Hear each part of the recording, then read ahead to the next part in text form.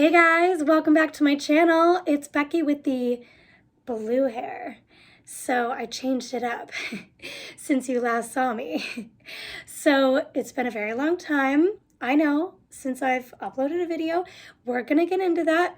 But before we get started, I just wanted to thank you guys because we reached 1,000 subscribers on this channel. So that means a lot to me. It's amazing. And I just wanted to thank every single one of you who has subscribed to my channel, interacted with the videos, commented, sent me kind words. It means so much because obviously I don't upload consistently. So it really means a lot to me that you guys have stuck with me all these years. So thank you so much. So I wanted this video to be kind of a welcome back, where have I been, what's been going on, and all of that jazz. So where have I been? I've been gone, obviously, not on YouTube. So to be honest, over the past year and 9 months since I uploaded a video on this channel, I have filmed numerous times. I have even gone through the editing process of some of the videos that I filmed, but I just could not upload any of them. And I think a lot of it was because I was just in a negative headspace at the time, and I really did need a break mentally and emotionally from YouTube and also from a lot of social media. So I've taken steps back from most of my social media in general over the past 2-ish years, and it's really helped me a lot. And I try to be more, I don't know, how do you describe it? I try to be more conscious, I guess, of how I'm using social media and the kind of content I'm consuming and what it's doing to my mental and emotional health. I guess try to be more aware, if that makes sense. And I feel like breaks have been helping me and not getting into debates with people because that's annoying. So I have multiple times attempted to film and edit, and I just could not upload. And it was partly because I just needed a break. And also I think it was because a lot of the videos that I was filming were about contentious topics, usually related to Twitter drama. So I do want to get into that today a little bit. Most of what I'm going to talk about is really old tea, but I'm kind of happy that it is because I think I wanted to wait for the dust to settle on a lot of these situations before I talked about it. I think I've been so hesitant to talk about this stuff just because it's been so divisive, everyone's been infighting, and it's just ridiculous. And it's really made me pretty disheartened about the left, about social discourse. It's made me really disheartened about politics, about the future of leftist policies going forward, if we can even get anything accomplished. It's made me feel very disheartened about political discourse in general. So we have a lot to talk about. Hopefully I'm not going to ramble too much in this video.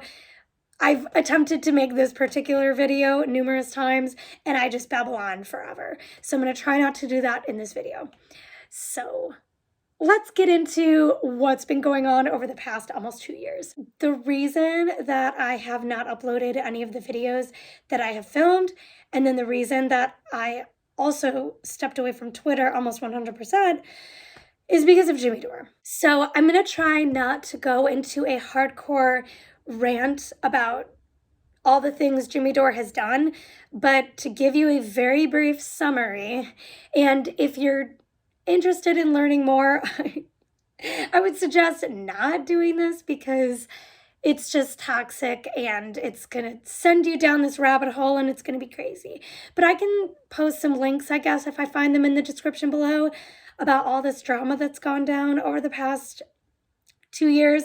But to give you a summary on who Jimmy Dore is. Jimmy Dore was on the Young Turks, and they are obviously a political news channel, left-leaning. So he was on the Young Turks. That's how I personally knew who Jimmy Dore was because he was on the Young Turks. He was on there for several years, and he also had his own channel called The Jimmy Dore Show. Don't go give him views. So I used to watch his channel, and I, for some reason, thought he was funny. I don't anymore. So, you know, I have learned. I have grown as a person. So he had his own channel. He left the Young Turks. It seemed like on good terms. And then all of a sudden, he started causing drama and talking mad shit about the Young Turks. Sometimes they'd hit back, and it's been a back and forth ever since. So I personally was concerned about Jimmy Dore, and I stopped watching his videos at the very beginning of the pandemic in like March and April of 2020. From the very beginning, Jimmy Dore was anti-science. He was conspiracy theorist. He was talking poorly about the pandemic experts from the very beginning. I knew that he was full of it. I knew he was spouting dangerous rhetoric that was putting his viewers' lives at risk. So I stopped consuming his content. Since then, he has gone fully anti-vax, anti-mask, anti-mandate, you name it. Fully pro-pandemic.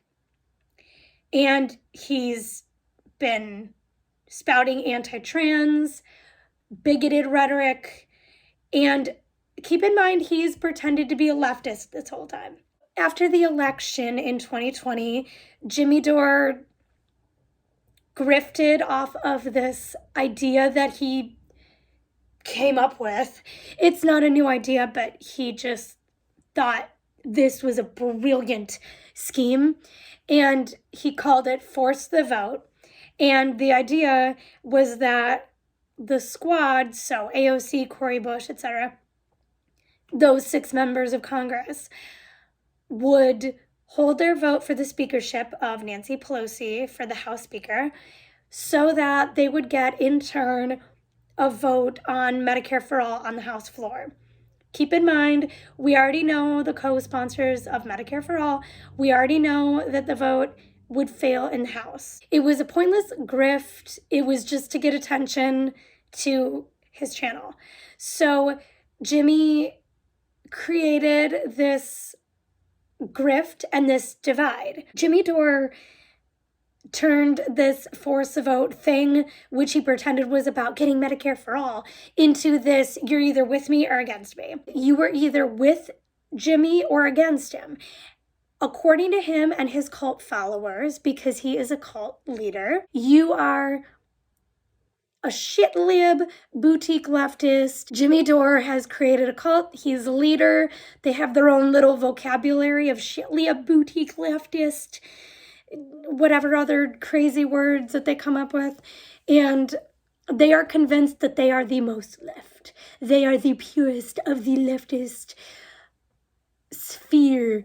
And it's ironic because all of Jimmy Dore's minions are anti-vax, anti-mask, anti-social distancing, pro-pandemic, anti-trans. I guarantee you that they have a lot of other really repulsive, right-wing, bigoted ideologies, but they think they're the most left. I don't understand. It's crazy. To move it along, another thing that Jimmy did that I felt like was my line in the sand and I was done was he openly admitted on his channel that he harassed Ana Kasparian, and it was disgusting, repulsive. He made jokes and thought it was funny. She told her side. He told his convoluted side to the story. And the Jimmy Dore minions, again, took his side. They thought it was hilarious to harass a woman. They literally said, if you don't support Jimmy Dore harassing a woman, you are, again, a shit-lib boutique leftist. And I'm not kidding. I'm not kidding. They literally go along with every single thing he does, and anyone who deviates from that and doesn't cheerlead him, they cancel them and are like, they're a boutique leftist shit-lib. Like, Secular Talk, Kyle Kalinske, he said one teeny tiny thing where he said that He agreed with Jimmy Dore on some things, and I thought he gave Jimmy Dore too much credence. And the Jimmy Dore minions got mad because Kyle said that harassing a woman and laughing about it was gross and disgusting and creepy. And God forbid you say anything critical about Jimmy Dore. You will immediately get canceled. So yeah, that's what we're dealing with. He's also platformed Boogaloo Boys, said we need to align with Boogaloo Boys. And if you don't know who the Boogaloo Boys are, they are a right-wing militia group who is calling for a civil war. The Boogaloo Boys were behind the plot to kidnap and assassinate Gretchen Whitmer, the governor of Michigan. So that's who Jimmy Dore thinks we should be aligning with. So obviously also while I've been gone away from my channel, Russia invaded Ukraine, and surprise, surprise, Jimmy Dore and all his minions are pro-Russia, they're pro-imperialism, they pretend to be anti-imperialism, but according to them, the only kind of anti-imperialism is American imperialism. Any other kind of imperialism doesn't exist. When you say it all out loud, like I am, you realize how delusional it all sounds. And it's crazy to think that I have been just thinking about this type of stuff for 2 years. These ridiculous, backwards, psychotic people. Obviously, the invasion of Ukraine has caused a lot of divide as well, because I've seen people who, even people who weren't fans of Jimmy Dore, were all of a sudden spouting Russian propaganda. And I know in the past on my channel I've joked about, you know, the Russians and being a Russian puppet and stuff like that, because some Democrats, like neoliberals, would take it too far and would call things Russian propaganda that weren't. But at this stage, when Russia actually invaded Ukraine and is committing horrendous, heinous war crimes as we speak, you have to be on the right side of history. You have to. And you have to have a nuanced conversation. And there's been a lot of, whataboutism. There's been a lot of minimization of what's going on. There has been straight up, obviously, propaganda, conspiracy theories perpetuated by Russia and their media. And Jimmy Dore and his minions have been eating it up, spitting it back out. And it's disgusting. And I feel like for me, the harassment issue and then the Russia and Ukraine issue have been my 2 lines in the sand. Because it's like, I mean, well, honestly, it's everything. I think it's everything. Because it's like every single thing he's done has been divisive. It's endangered human lives. He's misinformed his audience on purpose multiple times. And he has divided the left so much. I mean, I guess not the entire left, because there are people who aren't on Twitter. I know it's hard to believe, but he's divided a lot of people. And he's made the left look like a joke, to be honest. This entire time, he's pretended to be the most leftist, the most pure of the leftiest leftists in the leftist land, while being a bigot, while being an endorser of far-right, violent militia groups who are calling for a civil war, who are not in favor of Medicare for all by any stretch of the imagination. So he's still pretending to be a leftist, but I guarantee you he's going to come out as a right-winger any day now. I just want to give a quick example of what these Jimmy Dore people think and how deluded and delusional they are. So there was a guy who I used to follow on social media. He used to follow me, and he did give me red flags over the past several years, but I just didn't pick up on them. And he got into this debate with me on Instagram. I think it was last summer, and I blocked him because I was like, this is just ridiculous. So this guy tagged me in an Instagram post, and the post was something it was a screenshot of a tweet from Socialist MMA. And if you don't know who he is, he's just a Jimmy Dore-style grifter. A right-winger, but he pretends to be a leftist. Socialist MMA had tweeted something about how, there are real issues and everyone's just arguing about podcasters. So it was basically saying, like, everyone's arguing about Jimmy Dore, but, you need to stop because we actually care about the real issues. AKA denying the pandemic and hurting our viewers. This person that I had followed on social media had tagged me in that post, and he said something like, he's right. And I responded by saying, I guess, but Jimmy Dore is a psycho. Because I knew what the tweet was saying. It was trying to minimize what Jimmy Dore had done and how dangerous of a figure Jimmy Dore is. This guy proceeded to debate me. He claimed that all of the progressives in office are useless.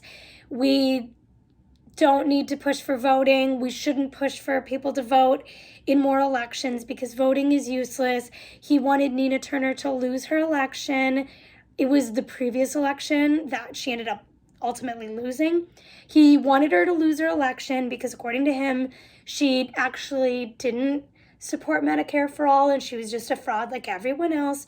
And this guy also said that we need to align with the Boogaloo Boys because they are our brothers and sisters. He said that we need to have a violent revolution for Medicare for all. He told me that that was the only way we were going to get Medicare for all, and that if you didn't agree with that, you are privileged and you must not know poor people and poor communists or something.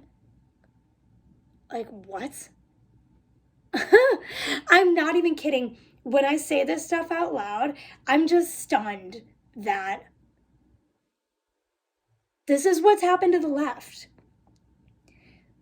The Jimmy Dore side is a bunch of right-wingers masquerading as leftists, maybe even believing in their brains that they're leftists or communists, socialists, whatever they think they are in their deluded brains, calling for violence, calling for us to never vote for actual progressives again. They literally want progressives, actual leftists who support Medicare for all and other leftist policies to lose their elections so that either neoliberals or Republicans will win those seats, so that we will be further from getting any progressive policies passed in this country ever. They are right-wingers. How could you, in your right mind, claim that you want more neoliberals and more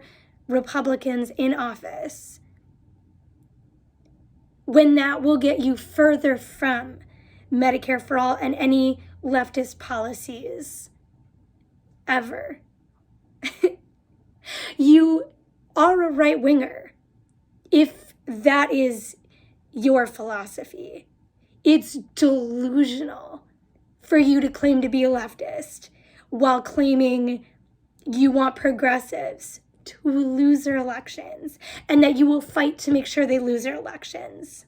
The Jimmy Dore cult is a cult. They have lost touch with reality. I just wanted to talk about this because I've been meaning to for a very, very long time. And I think it just needed to be said because it's caused such a divide and it's caused a lot of damage to the left in general. I know some people say that it's so insular and it's so online that it hasn't really caused that much damage. I think it has caused damage. Jimmy Dore has 1 million subscribers now, unfortunately. And these people make a lot of money off of their grift and off of this drama. I personally feel like I've been so disheartened. I've lost a lot of hope as far as leftist politics go. I mean, it's like night and day. compared to 2016 when I felt like Bernie was our hope and I felt like there was a potential for positive change in this country. And then I felt a little bit of that in 2020 as well. I mean, I was a little bit nervous and I wasn't positive that he was going to win, and obviously he didn't. I used to feel like there was this community on Twitter. We were getting active in politics. We were, showing up in huge numbers. People were volunteering more in campaigns. It just felt like there was a community and it felt like we could affect change. And I just feel like everything is in shambles. I don't want to be a total doomer, but it's hard not to be when there's so many horrendous things happening on a daily/hourly basis in this country, in the world. It's tough being a progressive, man, I swear to God. Oh man, because now it's like, not only do you have Republicans and Trump supporters and neoliberals, but there's also this faction of Jimmy Dore, anti-imperialist, but actually imperialist, Julian Assange obsessed, Russia fanatic, psycho, fake leftists coming at you and attacking you. If you made it this far, thank you so much for listening. I've been needing to get this off my chest for a very long time. So I promise I will try to make more videos in the future. Hopefully it won't be another year and 9 months from now, but thanks again to all of you guys for subscribing. And if you made it to the end of this video and you liked it, be sure to subscribe. And I will see you guys next time. Hope you're all doing well. Bye, guys.